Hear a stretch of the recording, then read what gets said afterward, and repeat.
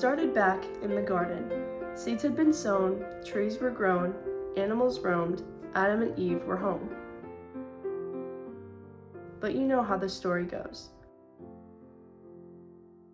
Harmony was disrupted with a single bite, a pulled thread, sin stained the perfect life. The first family became naked and afraid, ripped and torn from the freedom they had worn.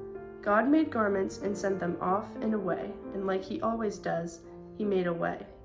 And if you look close enough, there's a strand of hope that is woven through it all, starting back at the fall. Like he does, God uses the little things to reveal his glory, to tell his story. Little things like clothes. There was Joseph's eye-catching coat of many colors, the one that got him in trouble with his brothers. Later there was Esther in her royal robe she wore to speak before the king.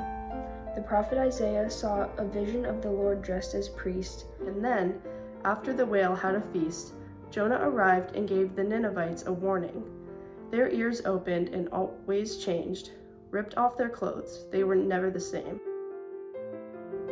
With grief and despair, they dressed themselves in sackcloth to lament with knees bent. And then, Jesus arrives, takes on our skin, laid in a trough, wrapped in swaddling cloth. Christ takes on what we wore. Our sin and shame is what he bore. Worn out and worn thin, but this is where redemption begins. A robe ripped and gambled, a man hung high, left out to dry and die, only to come back and fashion us with everlasting life. While we wait for Christ to reappear, we do not need to wear shame and fear. Take heart and confess. With his death came light, new life. You're wrapped in white. God is not afraid of your mess.